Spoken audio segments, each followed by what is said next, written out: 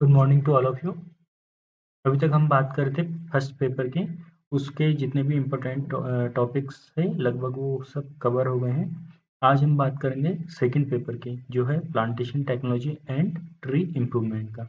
इसमें दो पार्ट हैं। पहले प्लांटेशन टेक्नोलॉजी की बात कर लेंगे, उसके बाद फिर बाद में ट्री इम्प्रूवमेंट वाला पार्ट देखेंगे।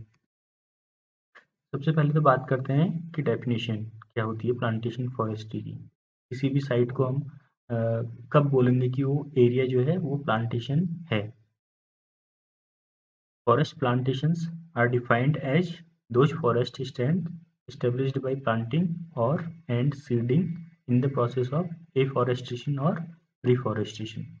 जब भी हम किसी भी एरिया में एफॉरेस्टेशन या रिफॉरेस्टेशन के द्वारा उस एरिया में प्लांटिंग करते हैं और फॉरेस्ट स्टैंड को क्रिएट करते हैं तो उसको हम फॉरेस्ट प्लांटेशन कहते हैं।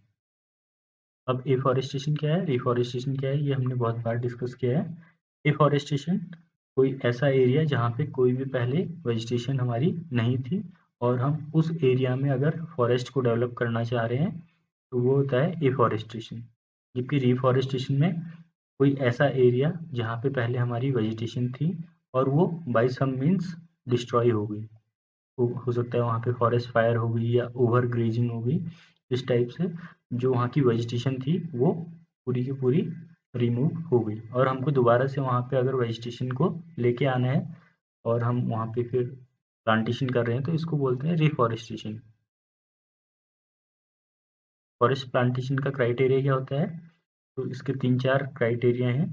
पहले तो ये कि they are either of introduced और indigenous species which meet a minimum area requirement of 0.5 hectare.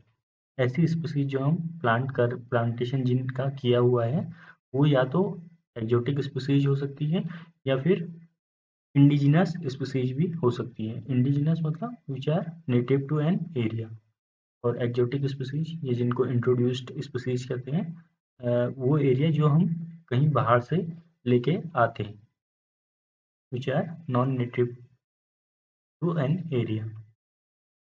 जो भी स्पीसीज हम लगा रहे हैं प्लांटेशन के अंदर उसको कम से कम 0.5 हेक्टेयर, मतलब 1 हेक्टेयर में 10,000 स्क्वायर मीटर होते हैं, तो 5,000 स्क्वायर मीटर में कम से कम प्लांटेशन हमारा होना चाहिए, तभी उसको हम बोलेंगे कि हमने ये प्लांटेशन किया हुआ है। दूसरा, tree crown cover should be more than 10% of the land cover. जो भी क्राउन होगा ट्री का वो 10% से ज़्यादा होना चाहिए और उसमें जो टोटल हाइट है एडल्ट ट्री की वो 5 मीटर से ज़्यादा होना चाहिए। इन 3 क्राइटेरिया के बेसिस पे हम बोलेंगे कि ये हमारा प्लांटेशन है। फिर नेक्स्ट है ऑब्जेक्टिव ऑफ प्लांटेशंस।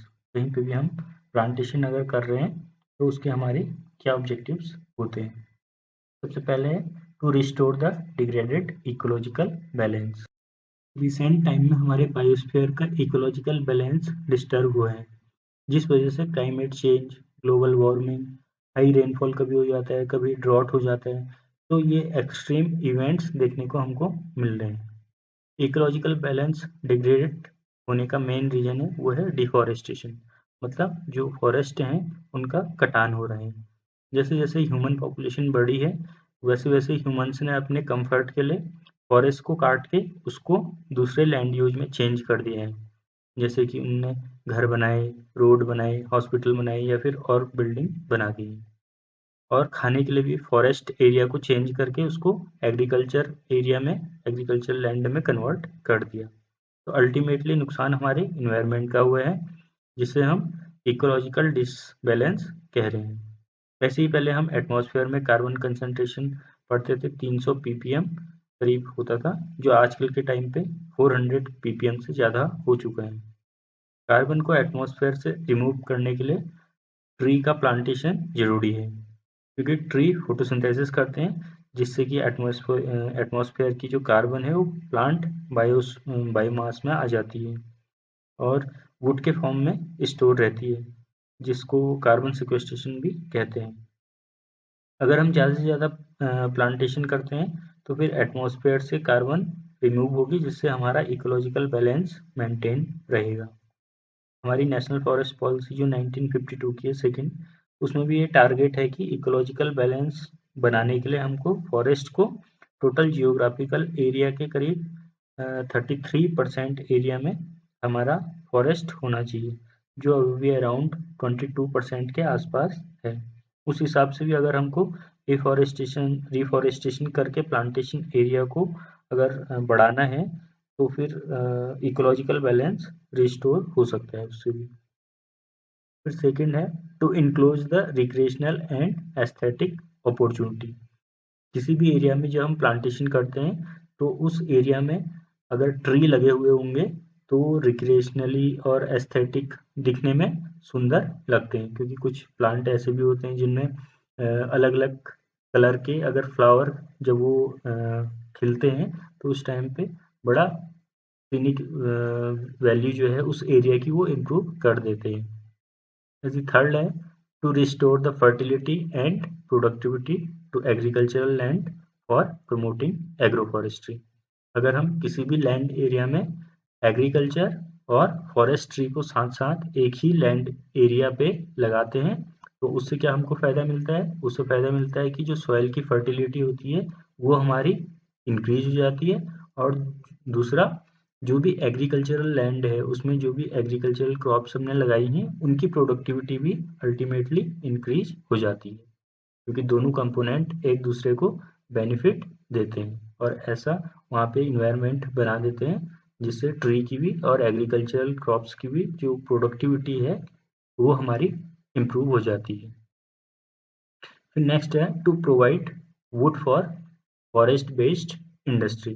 जितनी भी हमारी ये वुड बेस्ड इंडस्ट्री है वहाँ के उनके रॉ मटेरियल को मीट आउट करने के लिए भी हमको प्लांटेशन की रिक्वायरमेंट होती है।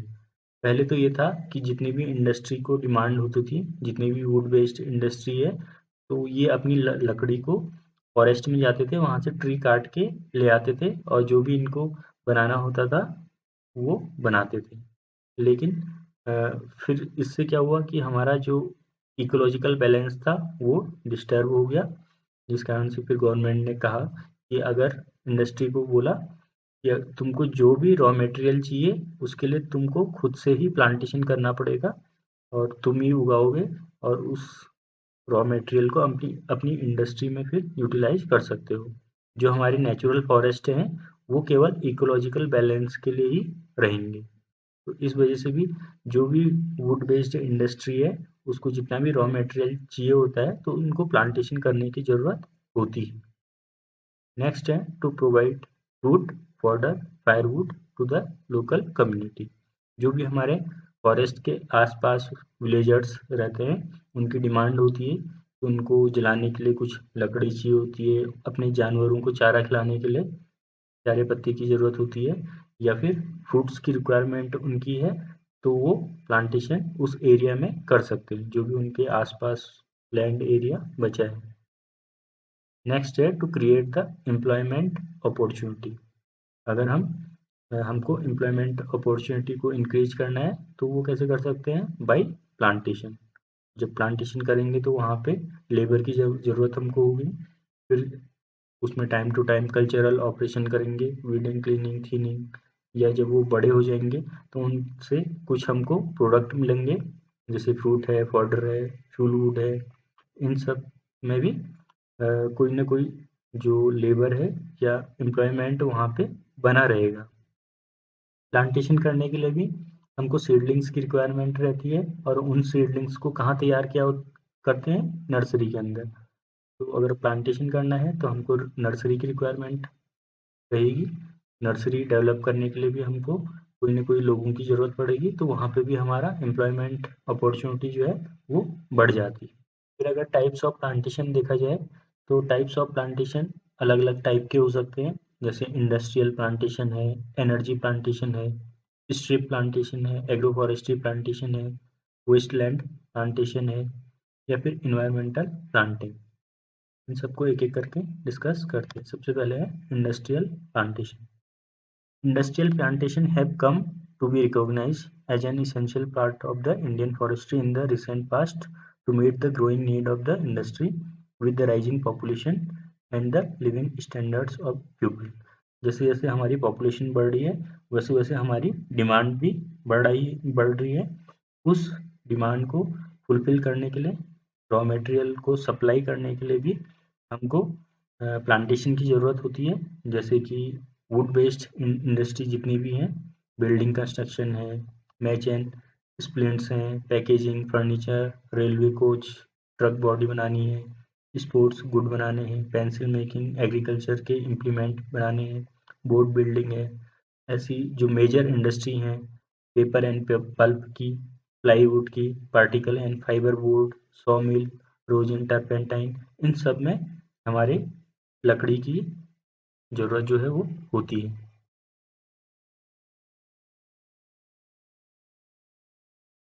It is therefore evident that with the rising gap between the supply and demand of raw material, it is not enough only to raise large scale plantation, but equally important is to obtain the maximum yield from such plantation by silviculture and management techniques to reduce wastage in harvesting and processing and to create new resources in and outside the conventional forest area।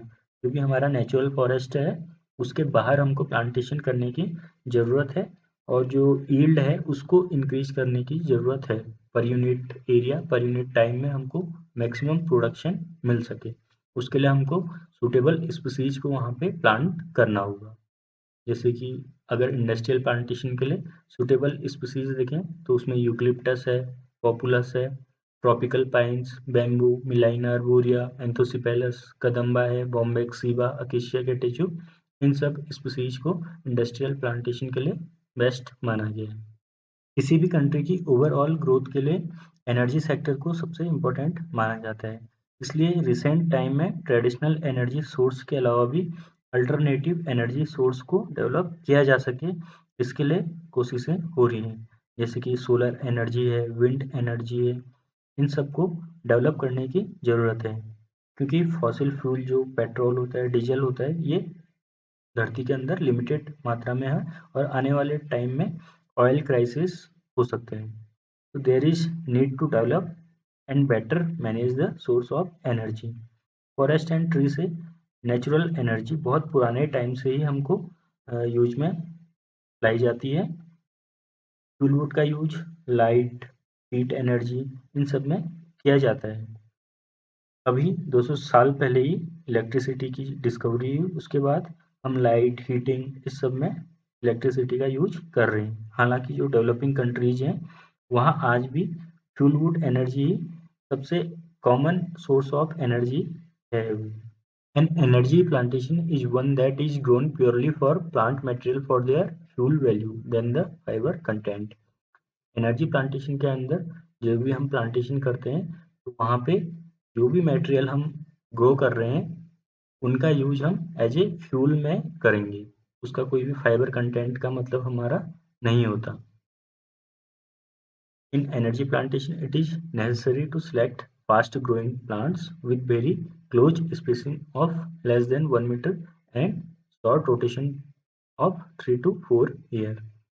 ऐसी plant species को हम energy plantation के अंदर grow करवाते हैं जो कि close spacing में ग्रो कर ले और उनका जो रोटेशन हो वो केवल 3 से 4 साल में ही जो हमारे प्लांट्स हैं वो तैयार हो जाएं। क्योंकि हमारा ऑब्जेक्टिव है to produce biomass, maximum biomass in a short rotation. This concept is based on the principle that yield of dry matter of certain fast growing species of forest is dependent of spacing. In such a method, canopy closure occurs rapidly at very early stage, resulting in more dry matter production per unit area when compared to traditional silvicultural method using large spacing. In this approach, the idea is to use trees that grow very fast during the first few years and crop them frequently or copies them at interval of less than 5 year। 5 year के interval में अगर उन tree species को हम काट भी दें तो कोपाइस से हमारे जो नए ट्री हैं वो तैयार हो सकते हैं। एनर्जी प्लांटेशन के लिए अगर सूटेबल स्पीसीज की बात करें तो उसमें सूटेबल स्पीसीज हैं ailanthus excelsa, anogeissus latifolia, butea monosperma, abies pindrow, grevillea robusta, dendrocalamus strictus, ficus bengalensis, dipterocarpus indicus, casuarina equisetifolia. इसके बाद नेक्स्ट टाइप का जो प्लांटेशन है वो है स्ट्रिप प्लांटेशन। स्ट्रिप प्लांटेशन या इसको लीनियर स्ट्रिप प्लांटेशन भी बोलते हैं। दो टाइप का हो सकता है। पहला है रोड साइड या रेलवे लाइन प्लांटेशन, दूसरा है canal side plantation. Strip plantation basically जो एक्सटेंशन फॉरेस्ट्री है उसके अंदर एक पार्ट आता है कि हमारा वहाँ पे ऑब्जेक्टिव रहता है कि जो भी हमारा फॉरेस्ट एरिया है उसको कैसे हम बढ़ाएं। तो रोड के किनारे किनारे जितना भी एरिया रहता है वो खाली होता है। ऐसी जो हमारी कैनाल्स होती हैं उसके किनारे वाला एरिया भी खाली रहता है। तो उस एरिया को हम कोशिश करते हैं कि कन्वर्ट करके फॉरेस्ट में चेंज कर दिया जाए। In the beginning, roadside plantation was mainly done to provide comfort to the travelers. However, later on the concept changes to production of firewood and timber, particularly in the states where the area under forest was very low. पहले के time में जो भी road side plantation होता था वो केवल जो भी वहाँ पे ट्रैवलर्स चलते थे, जब वो चल के थक जाएं तो थोड़ी देर छाया में बैठ के उनको कंफर्ट मिल जाए, इसके लिए ये जो रोड साइड प्लांटेशन है वो किया जाता था। लेकिन धीरे धीरे इसका कॉन्सेप्ट चेंज हुआ, जैसे कि जो भी स्टेट्स जहाँ पे फॉरेस्ट एरिया बहुत कम है, पंजाब है, हरियाणा है, तो वहाँ पे इस फॉरेस्ट को जो भी रोड साइड प्लांटेशन किया है यहाँ से फ्यूल वुड या फिर और टिम्बर वगैरह भी वो लोग ले सकते हैं। Objectives of road side plantation की बात करें, सबसे पहले तो ये शेड प्रोवाइड करता है। जो भी ट्रैवलर्स रोड में चलते हैं उनको ये छाया देता है, या फिर फार्मर्स हैं, कैटल पॉपुलेशन है, ये जब चलते चलते थक जाते हैं और इनको during the hot wind, hot climate, उस टाइम पे रिलीफ मिलता है जब शेड के नीचे बैठते हैं। सेकेंड है प्रोटेक्शन फ्रॉम पॉल्यूशन। जब रोड में गाड़ियाँ चलती हैं तो उनसे पॉल्यूशन निकलता है। ये जो पॉल्यूशन निकलता है, ट्री स्पीसीज क्या करती हैं, उस कार्बन को एज ए फोटोसिंथेसिस यूज कर लेते हैं। तो कहीं ना कहीं जो भी पॉल्यूशन हो रहा था उसको उन्होंने कम किया। इसके अलावा जो ट्री वहाँ पे होते हैं वो एक्ट एज ए बैरियर काम करते हैं, जबकि उस गाड़ी का कुछ न कुछ नॉइज भी होगी या वो हॉर्न बजाएगा तो तब भी नॉइज पॉल्यूशन होता है, उसको भी ट्री जो है वो रोकते हैं। इसके अलावा जब गाड़ी रोड में चलती है तो डस्ट पार्टिकल भी एटमॉस्फेयर में उड़ते हैं, जिनको ट्री लीव्स सस्पेंड करके नीचे बैठा देती है।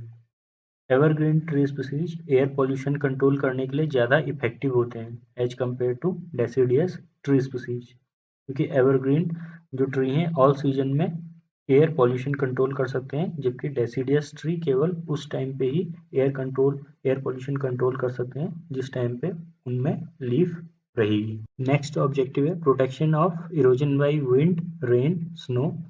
जो भी soil alongside the road are firmly protected by the roots of tree। जो ट्री हैं उनकी रूट्स की क्या एबिलिटी होती है, वो सॉइल को बाइंड करके होल्ड करके रखते हैं। जब भी तेज विंड चलती है, रेन आती है, स्नो आती है, तो इस सॉइल को जो ट्री की रूट्स हैं वो पकड़ के रखती हैं और इरोजन होने से बचाती हैं। ट्री का कैनोपी एरिया भी विंड और रेन का फोर्स रोक के सॉइल को प्रोटेक्शन देता है। ट्री रोड को लैंडस्लाइड या फिर स्लिप होने से भी रोकते हैं। रोड के किनारे ट्री होने से tree as a traffic sign भी काम करते हैं, जिससे रास्ता क्लियर विजिबल होता है और सेफ ड्राइविंग होती है।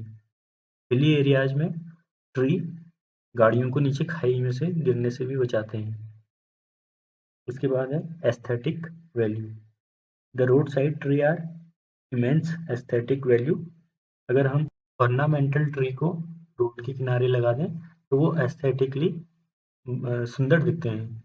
इसके अलावा है फ्रूट्स। अगर हम फ्रूट ट्री रोड के किनारे लगा दें, जैसे इमली है, जामुन है, मैंगो है, महुआ है, तो वो ट्रैवलर्स और जो भी जानवर होते हैं उनके लिए एज ए फ्रूट भी वो देते हैं।